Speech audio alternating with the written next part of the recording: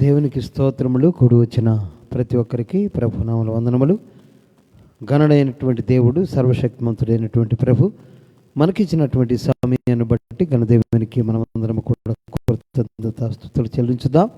ఈ సమయంలో మరి ప్రారంభ ప్రార్థన చేసుకొని లైవ్ కార్యక్రమాన్ని మనమందరం కూడా ప్రారంభించుకున్నాం. ప్రియులారా, ప్రార్థన. స్తోత్రములు తండ్రి, పరిశుద్ధుడైన ప్రభువా, మహోన్నతుడా, సర్వశక్తిమంతుడా, నీకు వందనాలు చెల్లిస్తూ ఉన్నాం. ప్రభువా, ఒక్కసారి మమ్మల్ని జ్ఞాపకం చేసుకోండి, దీవించండి, ఆశీర్వదించండి. పాటలలో, వాక్యములో, సమస్త విషయాల్లో తోడుగా ఉండమని యేసు నామమున అడిగి వేడుకొనిచున్నాం తండ్రి, ఆమెన్. ఒక పాట పాడుకొని దేవుణ్ణి మహింపరుచుకుందాం.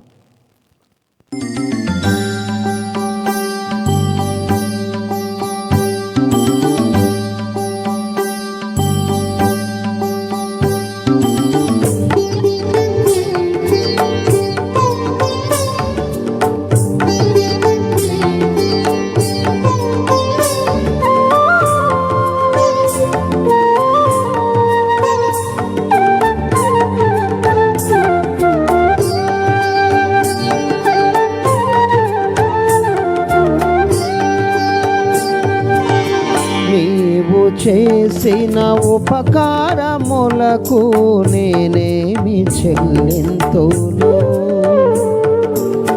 నీవు చేసిన ఉపకారములకు నేనేమి చెల్లింతును? ఏడాది దూడలనా, వేలాది పొటేళ్ళనా, ఏడాది కోడెలనా, వేలాది పొటేళ్ళనా, నీవు చేసిన ఉపకారములకు నేనేమి చెల్లింతును?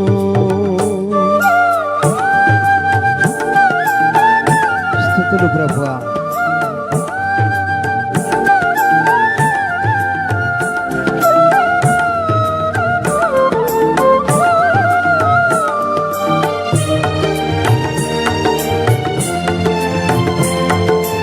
స్తోత్రములు తండ్రి.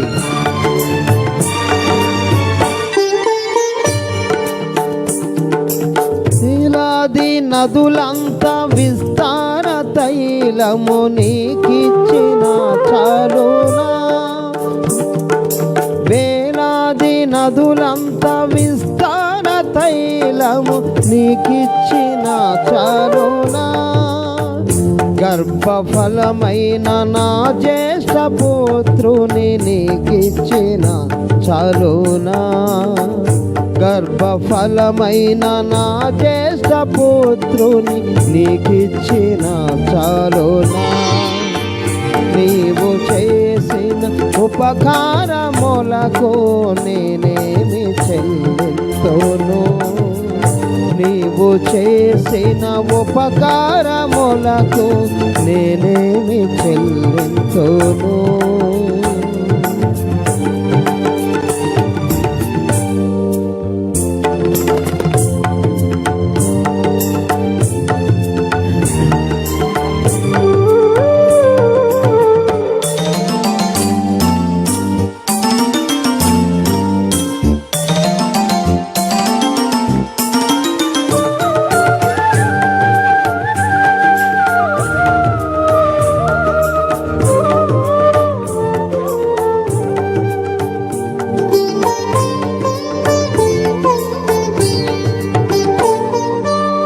మరణ పాత్రుడనయ్యున్న నాకై మరణించితివ సిలువలో. మరణ పాత్రుడనయ్యున్న నాకై మరణించితివ సిలువలో. కరుణ చూపి నీ జీవ మార్గాన నడిపించుము యేసయ్యా. కరుణ చూపి నీ జీవ మార్గాన నడిపించుము యేసయ్యా. ఏడాది కోడెలనా, వేలాది పొటేళ్ళనా, ఏడాది కోడెలనా, వేలాది ఇది పొటేలనా నీవు చేసిన ఉపకారములకు నేనేమి చెల్లింతును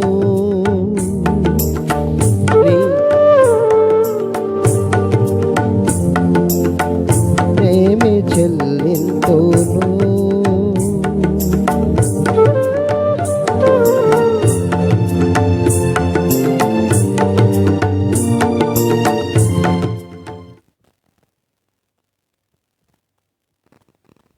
దేవునికి స్తోత్రములు. కూడి వచ్చిన ప్రతి ఒక్కరికి ప్రభునామములో వందనములు.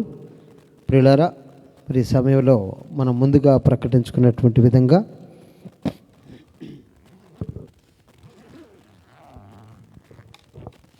మీరు దేవుని ఆలయమా అనేటువంటి టాపిక్ని మనం మాట్లాడుకుందాం. ప్రియులారా,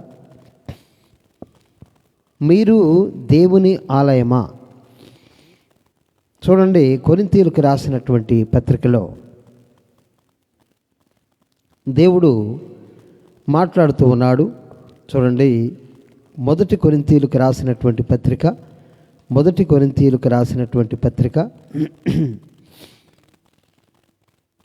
6వ అధ్యాయము, మొదటి కొరింథీయులకు రాసినటువంటి పత్రిక 6వ అధ్యాయము కొన్ని వచనాలు చదువుకుందాం. 13వ వచనం నుంచి నేను చదువుతున్నాను. చూడండి, భోజన పదార్థములు కడుపునకును, కడుపు భోజన పదార్థములకును నియమింపబడి ఉన్నవి. దేవుడు వాటిని నాశనము చేయను. దేహము జారత్వము నిమిత్తము కాదు గాని ప్రభు నిమిత్తమే. ప్రభు దేహము నిమిత్తమే.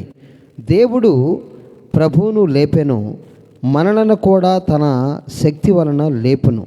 మీ దేహములు క్రీస్తునకు అవయవములై ఉన్నవని మీరు ఎరుగురా. నేను క్రీస్తు యొక్క అవయవములను తీసుకొని వేశ్య యొక్క అవయవములుగా చేయుదునా? అదెంత మాత్రమో తగదు. వేశ్యతో కలుసుకునివాడు దానితో ఏకదేహమై ఉన్నాడని మీరు ఎరుగురా. దేవునికి స్తోత్రం. ఇక్కడ మనం చూసినట్లయితే ప్రియులారా, మరి దేవుడు మరి ఈ సమయంలో మరి మనతో మాట్లాడుతున్నటువంటి మాట, భోజన పదార్థములు కడుపుకు, భోజన పదార్థములు కడుపుకు మరి అవి కావలసి ఉన్నవి. దేవునికి స్తోత్రం. భోజన పదార్థములు కడుపుకు కావలసి ఉన్నవి. అయితే ప్రియులారా, మరి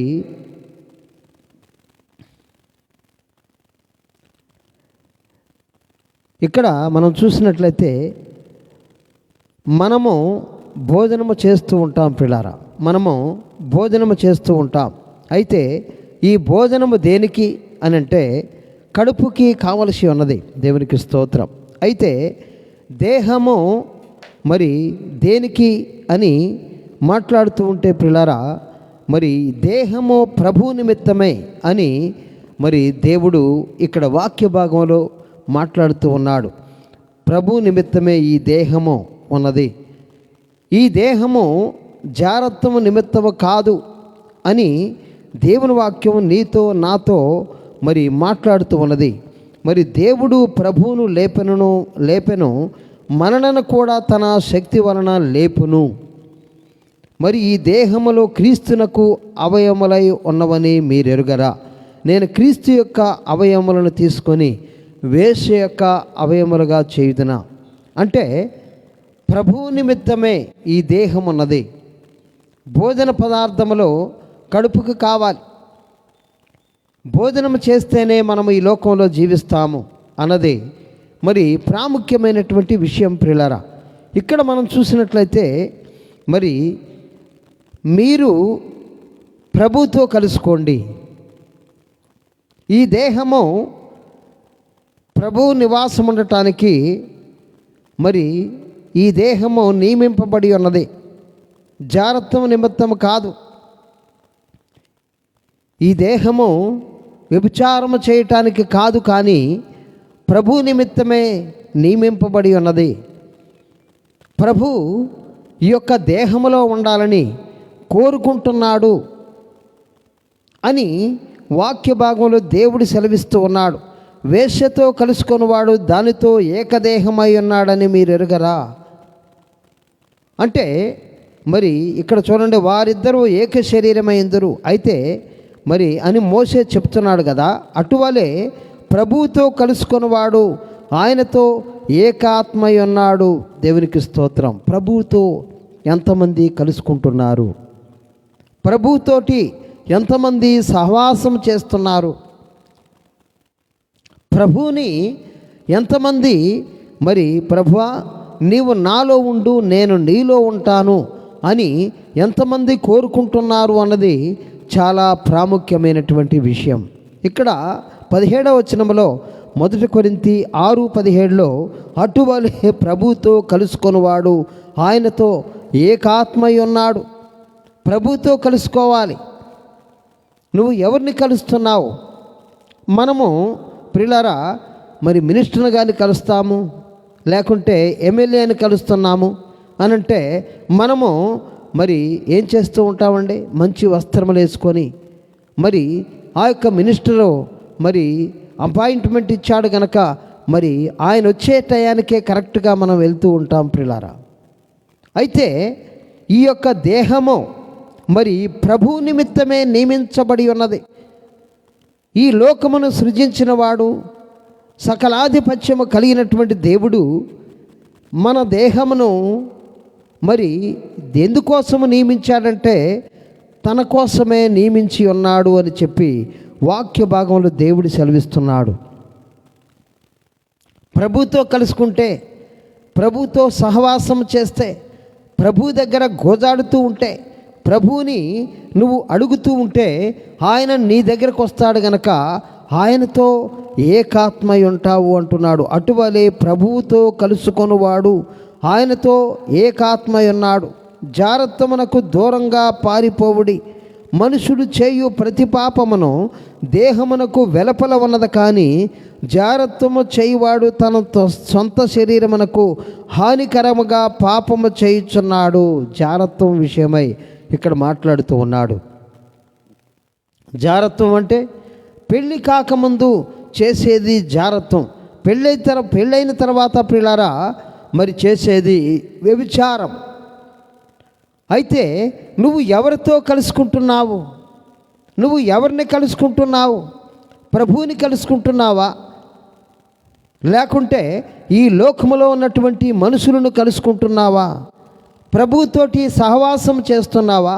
ప్రభువా నువ్వు నాలో ఉండు, నాతో ఉండు, నీతో నాకు సహవాసం కావాలి ప్రభువా అని నీవెప్పుడైనా అడిగావా?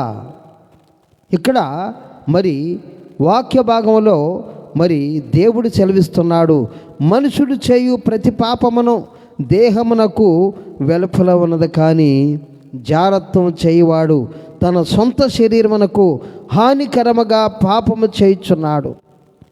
ఒకవేళ నువ్వు వేరే ఏదైనా తప్పు చేస్తే అది వెలుపులో ఉంటుంది, అది బయట ఉంటుంది. కానీ ఎవరైతే జారత్వం చేస్తారో, ఎవరైతే వ్యభిచారం చేస్తారో ప్రియులారా, వారు చేసేది తన సొంత శరీరమునకు, అనగా ఇది ప్రభు శరీరం, నీ బాడీ నా బాడీ, మన అందరి బాడీస్ అన్ని కూడా ప్రభుతో కలుసుకోవాలని దేవుడు అనాది నుంచే నియమించి ఉన్నాడు. దేవునికి స్తోత్రం.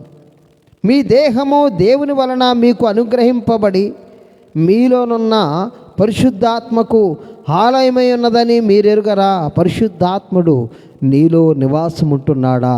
మీరు దేవుని ఆలయమై ఉన్నారా? పరిశుద్ధాత్ముడు మనలో నివాసముంటానికి ఆయన కోరుకుంటున్నాడు. దేవునికి స్తోత్రం. మీ దేహము దేవుని వలన మీకు అనుగ్రహింపబడి మీలోనున్న పరిశుద్ధాత్మకు ఆలయమై ఉన్నదని మీరెరుగరా? మీరు మీ సొత్తు కారు, విలువ పెట్టి కొనబడినవారు గనుక మీ దేహముతో దేవుని మహిమపరచుడి. దేవునికి స్తోత్రం. మీ దేహముతో దేవుణ్ణి మహిమపరచండి అంటున్నాడు. మరి మన దేహముతోటి దేవుణ్ణి మహిమపరుస్తున్నామా? నువ్వు క్రీస్తు ప్రభువుని అంగీకరించావు, క్రీస్తునందు నువ్వు నివాసం ఉంటున్నావని అనుకుంటున్నావు. నేను ప్రార్థన చేస్తున్నానండి అని అనుకుంటున్నావు. అయితే నీ యొక్క దేహము పరిశుద్ధాత్మకు ఆలయముగా ఉన్నదా? పరిశుద్ధాత్మకు ఆలయముగా ఉన్నదా? మరి మనల్ని మనం పరిశీలన చేసుకోవాలి ప్రియులారా. నీ మాటలో తప్పిదము లేకుంటే, నీ యొక్క చూపులో తప్పిదము లేకుంటే, నీ యొక్క ప్రవర్తనలో తప్పిదము లేకుంటే, దేవుడు నీలో నివాసం ఉంటాడు. నువ్వు దేవునితోటి సహవాసం చేసేటువంటి బిడ్డగా నువ్వు ఉంటావు. నీ శరీరమును అపవిత్రతకు అప్పగించకుండా నువ్వు ఉన్నట్లయితే, జాగ్రత్తము చేయకుండా, వ్యభిచారము చేయకుండా నీ దేహాన్ని నువ్వు కాపాడుకోగలిగితే, అప్పుడు నీవు ప్రభుతో నివాసముండినటువంటి ప్రభు నీలో ఉంటాడు. ప్రభు నీతో ఉంటాడు ప్రియులారా. నీ దేహమును కాపాడుకోగలుగుతున్నావా? నీ మాటను సరిచేసుకోగలుగుతున్నావా? నీ యొక్క ప్రవర్తనను సరిచేసుకోగలుగుతున్నావా? నీ మాటను కరెక్ట్గా ఉంచుకోగలుగుతున్నావా? ఎవడైనను మాట యందు తప్పని ఎడల వాడు మరి మాట యందు తప్పకుండా ఉంటే కరెక్ట్గా ఉంటాడు అని చెప్పి వాక్య భాగంలో దేవుడు సెలవిస్తున్నాడు.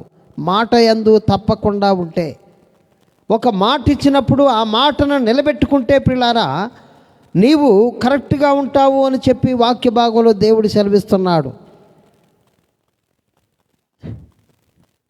మొట్టమొదట నీ ఆలోచనలు ఏ విధంగా ఉన్నాయి? నీ ఆలోచనలన్నీ కూడా క్రీస్తుకు లోబడుతున్నాయా?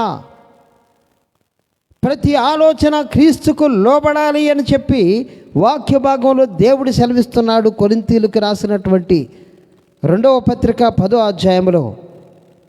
కాబట్టి ప్రియులారా, ప్రతి ఆలోచన క్రీస్తుకు లోబడాలట. నీ ఆలోచనలో కరెక్ట్గా ఉన్నప్పుడు, నీ ఆలోచనలన్నీ కూడా దేవునికి అనుకూలంగా ఉన్నప్పుడు, దేవుని వైపు నీ ఆలోచనలు ఉన్నప్పుడు నీవు కరెక్ట్గా ఉంటావు. అప్పుడు నీ మాట కరెక్ట్గా ఉంటుంది. నీ ఆలోచనలు కరెక్ట్గా ఉన్నప్పుడు నీ మాట కరెక్ట్గా ఉంటుంది. మొట్టమొదట ఆలోచనతోటే పాపం మొదలవుతుంది ప్రియులారా. నీ యొక్క ఆలోచనలన్నీ కూడా ప్రభు వైపు తిరుగుతున్నాయా? క్రీస్తుకు లోబడుతున్నాయా? నీ మనసంతా దేవుణ్ణి ఆనుకుంటుందా? ఎవని మనసు నా మీద ఆనుకొనును వానిని నేను పూర్ణ శాంతి గలవానిగా చేస్తాను అని చెప్పి వాక్య భాగంలో దేవుడు సెలవిస్తున్నాడు ప్రియులారా. కాబట్టి నీ ఆలోచనలన్నీ కూడా ఏ విధంగా ఉంటున్నాయి? నీ ఆలోచనలో నువ్వు కరెక్ట్గా ఉన్నప్పుడు, నీ ఆలోచనలో నువ్వు తప్పిపోనప్పుడు, నీ ఆలోచన కరెక్ట్గా ఉన్నప్పుడు నీ మాట నువ్వు తప్పవు. నీ మాట కరెక్ట్గా ఉన్నప్పుడు నీ ప్రవర్తన, నీ దేహము కరెక్ట్గా ఉంటుంది ప్రియులారా. అయితే మనము మన యొక్క స్థితిని ఒకసారి గమనించుకోవాలి.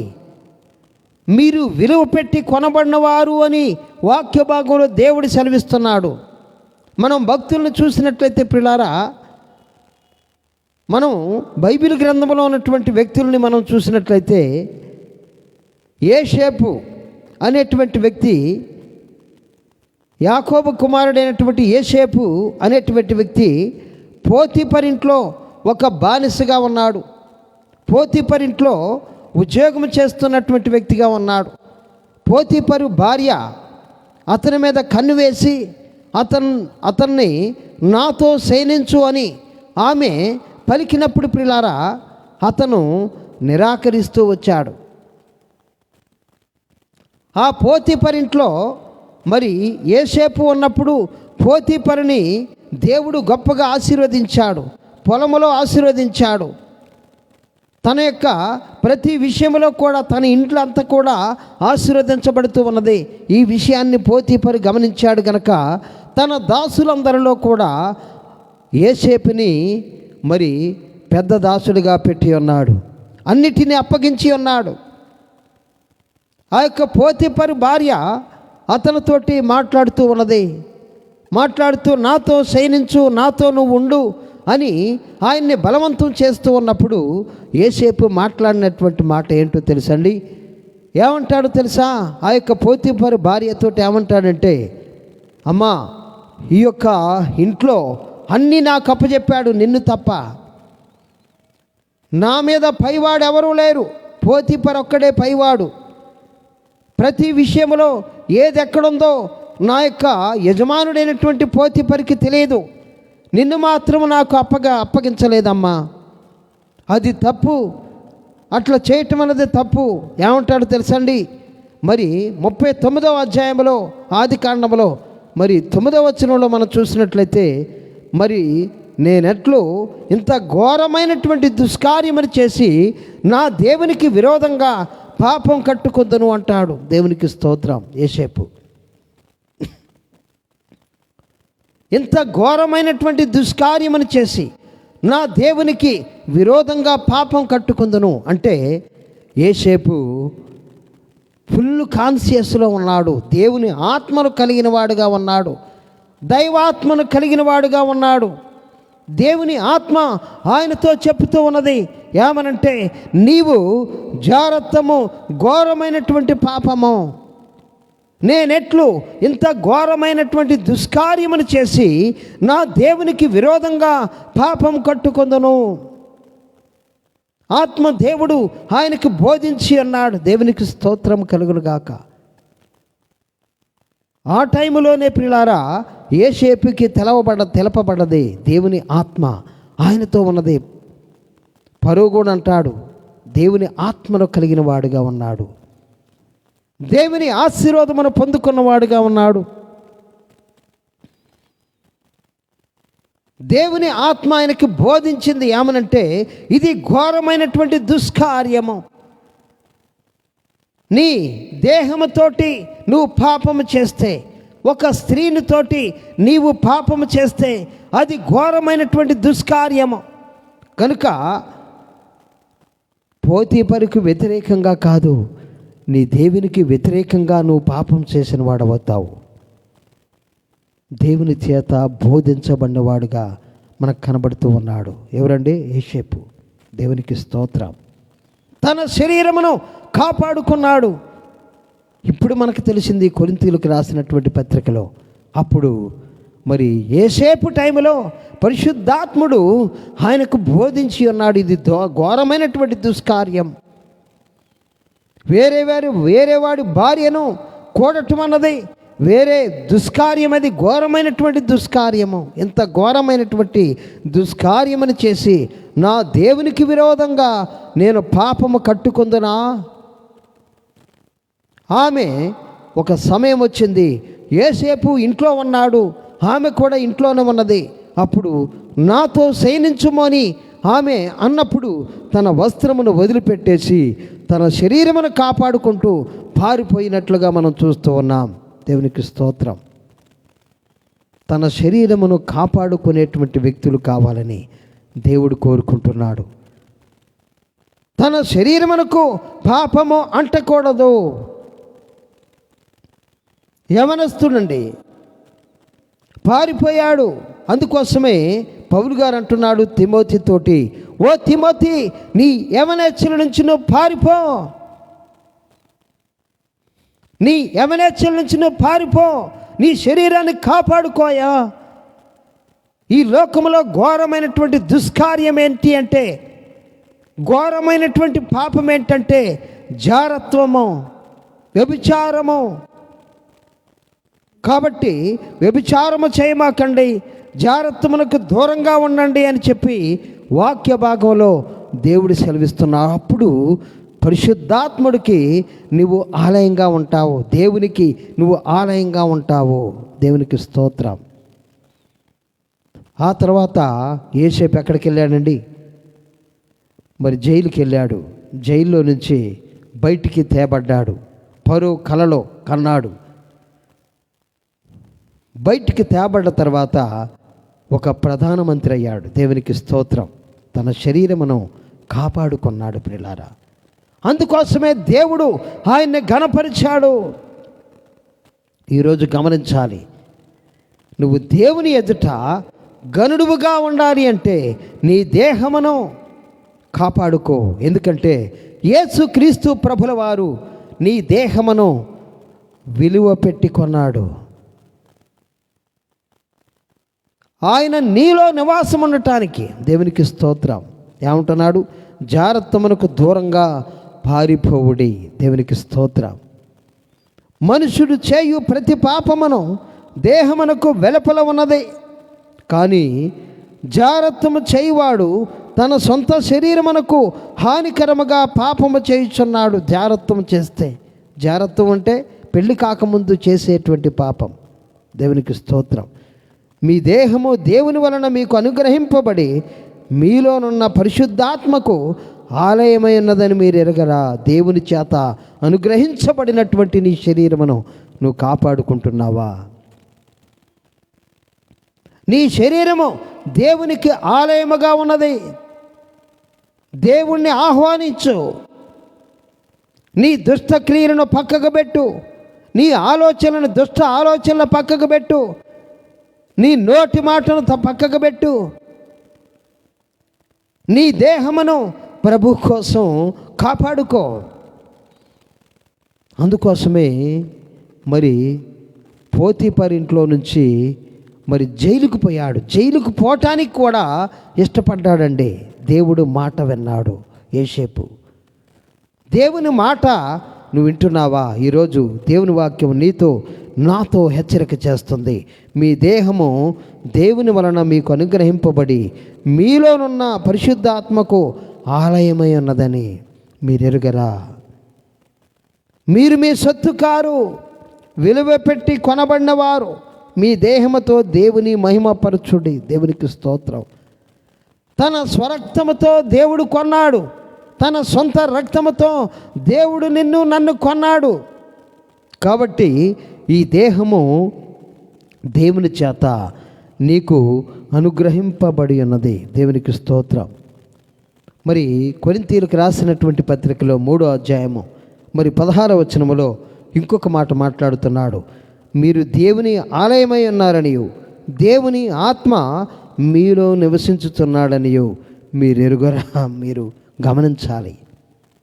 మనమందరము కూడా గమనించాలి. మనము దేవుని ఆలయమై ఉన్నామని, దేవుని ఆత్మ మనలో నివసిస్తుందని మనము గమనించాలి ప్రియులారా. ఎవడైనను దేవుని ఆలయమును పాడు చేసిన ఎడల దేవుడు వానిని పాడు చేయను. మీరు దేవుని ఆలయమై ఉన్నారు అంటున్నాడు. దేవునికి స్తోత్రం. దేవుని ఆలయము పరిశుద్ధమైనది. మీరు ఆ ఆలయమై ఉన్నారు. దేవుని ఆలయము మనమే. మనమందరము కూడా ఆయన ఆలయమై ఉన్నాం ప్రియులారా. కాబట్టి మరి నువ్వు నేను మనమందరం కలిసి ఏం చేయాలండి? మన దేహమును కాపాడుకోవాలి. యోసేపు వలె మరి యవనేచ్ఛల నుంచి పారిపోవాలి. యవనుడే యోసేపు పారిపోయాడు. దేవునికి స్తోత్రం. దావీదు సాయంకాల సమయంలో మేడ ఎక్కాడండి. మేడ ఎక్కి మరి యుద్ధ సమయంలో యుద్ధానికి పోవలసినటువంటి దావీదు మరి ఆ యొక్క మిద్దె మీద ఉండి చూస్తూ ఉన్నాడు. ఒక స్త్రీ స్నానం చేయటం, అందగత్తైనటువంటి స్త్రీ స్నానం చేయటం చూశాడు. చూసిన తర్వాత ఆమె మీద ఇష్టపడ్డాడు. ఎంక్వైరీ చేపించాడు. ఎవరు ఆమె? ఉరియా భార్య అని తెలపబడ్డది. తన దగ్గరికి పిలిపించుకున్నాడు. రాజుగారు కదా, రాజుగారు తెలుసుకుంటే ఏదైనా దెబ్బలకి కొద ఉండదు, ఏది ఇవ్వటానికైనా కొద ఉండదు. కాబట్టి రాజుగారు పిలిపించాడు అంటే ఆ బెత్షెబా కూడా ఆయన దగ్గరకు వచ్చింది. ఆయన మాట విన్నది. ఆమెతోటి పాపం చేశాడు. ఇంటికి మళ్ళీ పంపించేశాడు. అయితే కొన్ని దినాలకి నేను గర్భవతినని ఆమె తెలిపింది. అప్పుడు మరి ఉరియాని పిలిపిస్తాడు. ఉరియాని పిలిపించి నీ ఇంటికి వెళ్ళి నువ్వు రెస్ట్ తీసుకోమంటాడు. ఉరియా పోడు. ఏమంటాడు తెలుసండి? ఉరియా నీతిమంతుడిగా మనకు కనబడుతూ ఉన్నాడు. సైన్యమంతా కూడా యుద్ధములో ఉంటే నా యజమానుడైనటువంటి యోవాబు ఆ యుద్ధము చేస్తూ ఉంటే నేను ఇంటికి వెళ్ళి మంచి భోజనం చేస్తూ నా భార్యతో నేనుందునా అని తన ఇంటికి పోకుండా రాజు యొక్క గృహములోనే ఆ యొక్క దర్వాజా దగ్గర ఆయన దాసులతోటి పడుకున్నాడట. దేవునికి స్తోత్రం. ఈ విషయం తెలిసినటువంటి దావీదు మరలా ఆయన్ని పిలిపించి ఉరియాని పిలిపించి మత్తునుగా చేశాడు. మత్తునుగా చేసి నువ్వు ఇంటికి వెళ్ళి రెస్ట్ తీసుకోమంటాడు. పోడు. నీతిమంతులైనటువంటి ఉరియా, దేవునికి స్తోత్రము కలుగును గాక, పోడండి. అప్పుడు అర్థమైపోయింది ఇతను పోవట్లేదని. యోవాబుకి లెటర్ రాపిస్తాడు. ఈ ఉరియాని ఎక్కడైతే బలమైనటువంటి యుద్ధం జరుగుతుందో ఆ యుద్ధం జరిగే దగ్గరికి అతను పంపించి అతను చంపబడినట్లుగా చేయమంటాడు. ఆ విధంగా మరి చంపబడతాడు ఉరియా. నాతాను ప్రవక్త తోటి దేవుడు మాట్లాడి అతన్ని గద్దించినప్పుడు ప్రియులారా, మరి చూశారా ప్రియులారా, మరి దావీదు యొక్క పాపం, నరహత్య చేశాడు, వ్యభిచారం చేశాడు. అతను కళ్ళతో చూశాడు ఆ అమ్మాయిని, మిద్దెమే నుంచి కళ్ళతో చూశాడు. అతనికి 2 మార్గాలు కనబడుతూ ఉన్నాయి.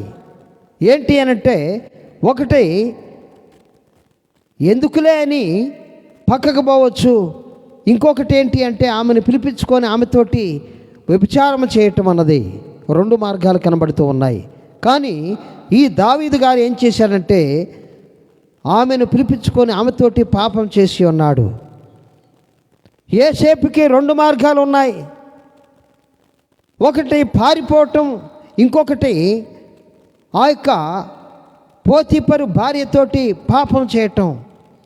యోసేపు ఎన్నుకున్నాడు ఏంటి అనంటే పారిపోయేటువంటి సెక్షన్ ఎన్నుకున్నాడు. అతను రాజయ్యాడు. దేవునికి స్తోత్రం. మరి దావీదు కాలేదా? శ్రమలు అనుభవించాడు. ఆ తర్వాత 51వ దావీదు కీర్తన రాశాడు. తన పాపమును ఒప్పుకున్నాడు. తాను ఎంత ఘోరమైనటువంటి పాపాన్ని చేశాడో ప్రభు దగ్గర ఒప్పుకున్నాడు, పశ్చాత్తాపడ్డాడు. నన్ను హిస్సోపుతో కడుగు, నీ ఆత్మను నాకు దూరం చేయమాకు అని చెప్పి దావీదు పశ్చాత్తాపం మామూలుగా లేదండి. తాను చేసినటువంటి ఘోరమైనటువంటి పాపానికి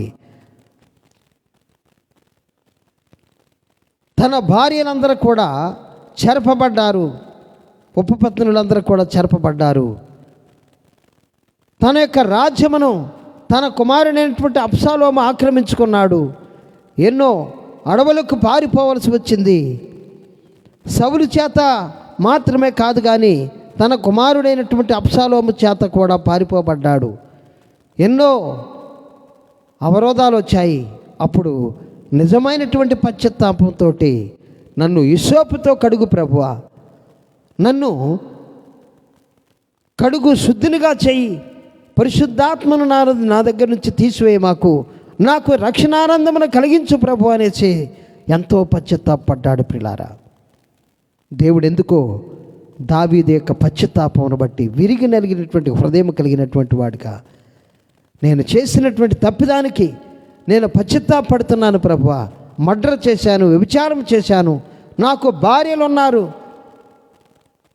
వారినందరూ వదిలిపెట్టేసి ఈ బెత్షెబాతోటి నేను పాపం చేశానయ్యా అనేసి ఎంతో పశ్చాత్తాపడ్డాడు.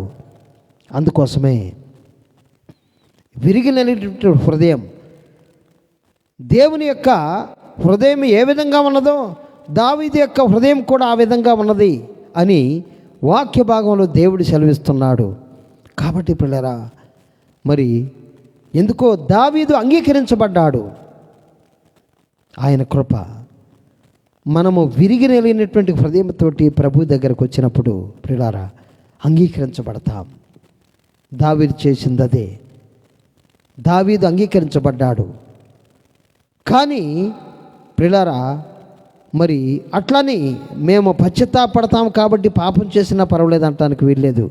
దేవుడు దావీదును ఎన్నుకున్నాడు కాబట్టి ఒక దెబ్బ కొట్టైనా ఏం చేశాడండి, ఆయన్ని తన మార్గంలోకి నడిపించుకున్నాడు దేవుడు. ఆయన వంశములో నుంచే క్రీస్తు రావలసి ఉన్నది గనక అతను పాపం చేసినప్పటికీ ఆ బెత్షెబాకు పుట్టినటువంటి సొలొమోనునే దేవుడు రాజుగా, సొలొమోనుని రాజుగా అభిషేకించాడు. దేవునికి స్తోత్రము కలుగును గాక. సొలొమోను మరి తల్లి ప్రార్థనా పరురాలే. దేవునికి స్తోత్రం. బెత్షెబా ప్రార్థనా పరురాలే. వారిరువురు దేవుని దగ్గర ప్రార్థన చేసిన వారు. వారిరువురు కలిసి ప్రభు దగ్గర పశ్చాత్తాపడ్డారు. ఇద్దరు ఏకీభవించి ప్రార్థన చేస్తే వారి మధ్యలో ఉంటానని దేవుడు చెప్పినటువంటి వాక్యమును బట్టి ప్రియులారా దేవుడు దావీదును అంగీకరించినట్లుగా మనం చూస్తూ ఉంటాం. దేవునికి స్తోత్రం. యోసేపు ఎన్నుకున్నది ఏంటి అనంటే అతను పారిపోయే సెక్షన్లోకి వెళ్ళిపోయాడు, జైలుకు పోయాడు. జైలుకు పోయినా కానీ ప్రధానమంత్రి అయ్యాడు. దేవునికి స్తోత్రం. ఈరోజు నీ యొక్క డెసిషన్ ఏ విధంగా ఉన్నది? ఎప్పుడైనా రెండు మార్గాలు నీకు కనబడుతూ ఉంటాయి ప్రియులారా.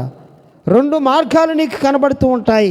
ఒకటి పాపం చేసే మార్గం, ఇంకొకటి ఏంటిదండి మరి మంచిగా ఉండేటువంటి మార్గం, దేవుని మార్గము కనబడుతూ ఉంటుంది. యోసేపు పాపము నుంచి పారిపోయాడు. ఆ యొక్క జైల్లోకి పోయి కూడా అధికారాన్ని పొందుకున్నాడండి. దేవునికి స్తోత్రం. జైల్లోకి పోయి కూడా అక్కడ కూడా ఒక అధికారిగా ఉన్నాడు. ఎవరండి? యోసేపు. ఆ యొక్క జైలు అధికారి చేత దయను పొందుకున్నాడు యోసేపు. కాబట్టి ప్రియులారా దేవుని ఆత్మ ఆయన కలిగిన వాడుగా ఉన్నాడు. అందుకోసమే ఆయన ఫరో యొక్క కలలకు అర్థం చెప్పగలిగాడు. ఇతను దేవుని ఆత్మ కలిగిన వాడే అని ఫరోనే మరి యోసేపు విషయమే ఒప్పుకుంటాడు. దేవునికి స్తోత్రం. కాబట్టి ప్రియులారా మన దేహము దేవుని ఆలయమై ఉన్నది. కాబట్టి మరి మనమందరం కలిసి మరి ఈ యొక్క ఆలయమును కాపాడుకుందాం. ఈ ఆలయమును మనం కాపాడుకుందాం. చూడండి, ఇంకొక వచనాన్ని మనం చదువుకుందాం. తెస్సలోనికయులకు రాసినటువంటి పత్రికలో 4వ అధ్యాయం, మొదటి తెస్స 4వ అధ్యాయము మరి 3వ వచనాన్ని మేము చదువుతున్నాను. చూడండి, మీరు పరిశుద్ధులగుటయే అనగా మీరు జారత్వమునకు దూరంగా నుండుటయే దేవుని చిత్తం. దేవునికి స్తోత్రం. దేవుని చిత్తం ఏంటండి? మీరు పరిశుద్ధులుగా ఉండుటయే దేవుని చిత్తం. మీలో ప్రతివాడును దేవుని ఎరగని అన్యజనుల వలె కామాభిలాష యందు కాక పరిశుద్ధత యందును ఘనత యందును తన తన ఘటమును ఎట్లు కాపాడుకొనవలేనో అది ఎరిగి ఉండుటయే దేవుని చిత్తం. దేవుని చిత్తం ఏంటంటే మన ఘటమును కాపాడుకోవాలి, మన శరీరమును కాపాడుకోవాలి. మనము దేవుని ఆలయమై ఉన్నాం. దేవుని ఆత్మ మనలో నివాసం ఉంటుంది. మనం బాప్తిసం తీసుకున్నాం, క్రీస్తునందు విశ్వాసం ఉంచి ఉన్నాం. క్రీస్తునందు విశ్వాసం ఉంచటం మూలాన మనలో దేవుని ఆత్మ మనల్ని టచ్ చేసింది. బాప్తిసం తీసుకోవటం మూలాన మనము క్రీస్తును ధరించుకొని ఉన్నాం. మనం దేవుని యందు విశ్వాసం ఉంచటం మూలాన దేవునిలో రక్షణ పొందుకొని ఉన్నాం. దేవుని ఆత్మ నీలో ఉన్నది, నాలో ఉన్నది, మనందరిలో ఉన్నది. అందుకోసమే మనమందరము కూడా దేవుని ఆత్మ వలనే ప్రార్థన చేయగలుగుతున్నాం. నువ్వు ప్రార్థన చేయగలుగుతున్నావు కదా, యేసుక్రీస్తుని ఒప్పుకున్నావు కదా, ఆయన్ని ప్రభువుగా ఒప్పుకున్నావు కదా, దేవుని ఆత్మను కలిగి ఉన్నావు. నువ్వు బాప్తిసం తీసుకున్నావు, క్రీస్తుని ధరించుకొని ఉన్నావు, క్రీస్తునందు విశ్వాసం ఉంచి ఉన్నావు, ఆయనను రక్షకునిగా అంగీకరించి ఉన్నావు. ఆయనే నీ రక్షకుడని, ఆయన నీ పాపల కోసం మరణించాడని, ఆయన సమాధి చేయబడి తిరిగి లేచి సజీవుడిగా ఉన్నాడని నువ్వు నేను మనమందరము కూడా ఒప్పుకొని ఉన్నాం. ఆయన అంగీకరించాం. మన హృదయ ప్రభువుగా క్రీస్తుని మన హృదయంలోకి చేర్చుకొని ఉన్నాం. పరిశుద్ధాత్ముడు నీలో నివాసం ఉంటున్నాడు. కాబట్టి మనము దేవుని ఆలయమే. కాబట్టి ప్రియులారా, ఈ ఆలయాన్ని మనమందరము కూడా కాపాడుకుందాం. అలాంటి కృప దేవుడు నీకు నాకు మనందరికి అనుగ్రహించును గాక. ఆమేన్, ఆమేన్. ప్రార్థన చేసుకుందాం ప్రియులారా, ప్రార్థన చేసుకుందాం. స్తోత్రములు తండ్రి, పరిశుద్ధుడు అయిన ప్రభువా, మహోన్నతుడా, సర్వశక్తిమంతుడా, నీకు వందనాలు తండ్రి. నీ కృపను బట్టి, నీ దయను బట్టి, నీ పరిశుద్ధిని బట్టి వందనాలు ప్రభువా.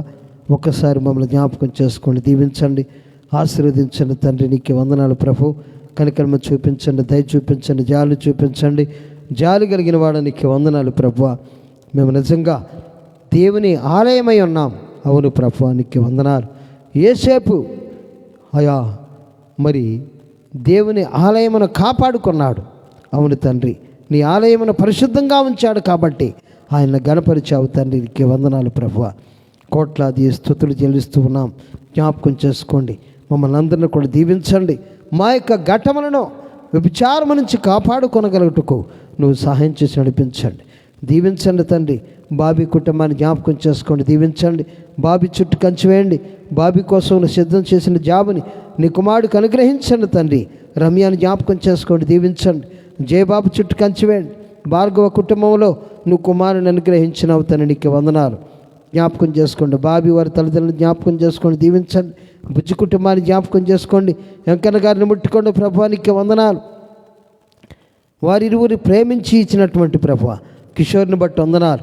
నీ కుమారుడు జాబ్ చేస్తుండగా దీవించునైనా ఆశీర్వదించండి తండ్రి. నీకు వందనాలు ప్రభువా. శృతిని జ్ఞాపకం చేసుకోండి, దీవించండి, ఆశీర్వదించండి తండ్రి. అనంతకుమార్ పెద్ద కుటుంబాన్ని జ్ఞాపకం చేసుకోండి, దీవించండి. ఆయా అభిషేకుని జ్ఞాపకం చేసుకోండి, ఆశీస్సుని ముట్టుకోండి. వారి మిస్సెస్ గారిని ముట్టుకోండి ప్రభువా, నీకు వందనాలు. కెనడీ కుటుంబాన్ని జ్ఞాపకం చేసుకోండి. జడేని జషేని జ్ఞాపకం చేసుకోండి, దీవించండి. వారి మిస్సెస్ గారిని ముట్టుకోండి ప్రభువా. విజయరాజు కుటుంబాన్ని, వారికి ఇచ్చినటువంటి ముగ్గురు పిల్లలు దీవించండి తండ్రి. రాము కుటుంబాన్ని, భార్య భర్తలను జ్ఞాపకం చేసుకోండి. కొత్తపల్లి జోసెఫ్ గారి కుటుంబాన్ని, భార్య భర్తలను, వారికి ఇచ్చినటువంటి కుమారుని కూతురుని జ్ఞాపకం చేసుకోండి. బాలరాజు గారి కుటుంబాన్ని, కనకరాజు గారి కుటుంబాన్ని, జన్ను ప్రవీణ్ గారి కుటుంబాన్ని జ్ఞాపకం చేసుకోండి తండ్రి. అయా నవీన్ సాగర్ గారి కుటుంబాన్ని జ్ఞాపకం చేసుకోండి. జిల్లా లక్ష్మి గారి కుటుంబాన్ని జ్ఞాపకం చేసుకోండి తండ్రి. అయానికి వందనాలు. జిల్లా వెంకటేష్ కుటుంబాన్ని, జిల్లా వీరబాబు కుటుంబాన్ని, గోపమ్మ కుటుంబాన్ని జ్ఞాపకం చేసుకోండి. అనసూయమ్మ గారి కుటుంబాన్ని, భారతలక్ష్మి కుటుంబాన్ని, హైమాత్ గారి కుటుంబాన్ని, కనకలక్ష్మి కుటుంబాన్ని, జ్యోతి కుటుంబాన్ని జ్ఞాపకం చేసుకోండి తండ్రి. సామ్రాజ్యం గారి కుటుంబాన్ని, రత్నమ్మ గారి కుటుంబాన్ని జ్ఞాపకం చేసుకోండి. జీవమనమ్మ కుటుంబాన్ని, ప్రియాంక అయా అదేవిధంగా తండ్రి శ్రీకాంత్ని జ్ఞాపకం చేసుకోండి, దీవించండి. మార్తమ్మ గారి కుటుంబాన్ని, హృదయ గారి కుటుంబాన్ని జ్ఞాపకం చేసుకోండి తండ్రి, దీవించండి, ఆశ్రయించండి తండ్రి. డేవిడ్ రాజు కుటుంబాన్ని, యలమంచి శ్రీనివాస్ గారి కుటుంబాన్ని, జానీ గారి కుటుంబాన్ని జ్ఞాపకం చేసుకోండి. ఎంబాబు గారి కుటుంబాన్ని, ఎస్ వెంకటేష్ గారి కుటుంబాన్ని, వారికి ఇచ్చిన ఇద్దరు పిల్లలను కూడా దీవించండి. జేమ్స్ యాకయ్య కుటుంబాన్ని జ్ఞాపకం చేసుకోండి తండ్రి. దీవెలతో నిప్పించబడి ప్రార్థన చేస్తున్న ప్రభువా. ఓయు ఫ్రెండ్స్ అందరిని కూడా జ్ఞాపకం చేసుకోండి. భాస్కర్ వీధి కుటుంబాన్ని, బొమ్మక్క మురళి కుటుంబాన్ని జ్ఞాపకం చేసుకోండి తండ్రి. చక్రవర్తి గారి కుటుంబాన్ని, గోపాలకృష్ణ కుటుంబాన్ని జ్ఞాపకం చేసుకోండి. నాగరాజు నుండు కుటుంబాన్ని, పాల్ వెంకటరత్నం గారి కుటుంబాన్ని, పూరి సింగ్ గారి కుటుంబాన్ని, ప్రశాంత్ కుటుంబాన్ని, రసూల్పా కుటుంబాన్ని, సైదులు ప్రభువా వారికి ఇచ్చినటువంటి మిస్సెస్ గారిని, వారికి ఇచ్చిన ఇద్దరు పిల్లల్ని దీవించండి, జ్ఞాపకం చేసుకోండి. సత్య కుటుంబాన్ని జ్ఞాపకం చేసుకోండి. శేఖర్ చింతా కుటుంబాన్ని, శ్రీధర కసిరెడ్డి కుటుంబాన్ని, కట్టా రాంప్రసాద్ గారి కుటుంబాన్ని జ్ఞాపకం చేసుకోండి. వారికి ఇచ్చిన ఇద్దరు పిల్లల్ని, వారి మిస్సెస్ గారిని ముట్టుకోండి ప్రభువా. రామేశ్వర్ కుటుంబాన్ని జ్ఞాపకం చేసుకోండి తండ్రి, దీవించండి. చక్రవర్తి గారి కుటుంబాన్ని, జయమ్మని జ్ఞాపకం చేసుకోండి తండ్రి.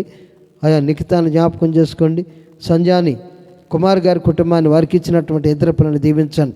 శారద గారి కుటుంబాన్ని, నాగరత్నం గారి కుటుంబాన్ని, సరితాన్ని జ్ఞాపకం చేసుకోండి. లక్ష్మిని జ్ఞాపకం చేసుకోండి, దీవించండి, ఆశీర్వదించండి తండ్రి. నీకే వందనాలు చెల్లిస్తూ జీవాధిపతి నీ చిత్తంలో నడిపించమని ప్రభువా. ప్రేమైనటువంటి నా తండ్రి, నా రక్షకుడా, నీకే వందనాలు చెల్లిస్తూ ఆయా లైవ్లో చూస్తున్న ప్రతి బిడ్డను కూడా దీవించి ఆశీర్వదించు. తర్వాత చూస్తున్న బిడ్డలందరినీ కూడా జ్ఞాపకం చేసుకోమని తండ్రి. నీకే వందనాలు చెల్లిస్తూ యేసుక్రీస్తు పరిశుద్ధ ఉన్నతమైన నామమున అడిగి వేడుకొనిచున్నాం తండ్రి, ఆమేన్. తండ్రి అయిన దేవుని నుండి, ప్రభువైన యేసుక్రీస్తు నుండి, పరిశుద్ధాత్మ సహవాసము ఇప్పుడున్నప్పుడు మనందరికీ, ప్రపంచంలో ఉన్న పరిశుద్ధులందరికీ, ఇక్కడ కూడి ఉన్న ప్రతి బిడ్డకిని సదాకాలము తోడేయండి నడిపించును గాక. ఆమెన్. ఆమెన్. అందరికి వందనాలండి.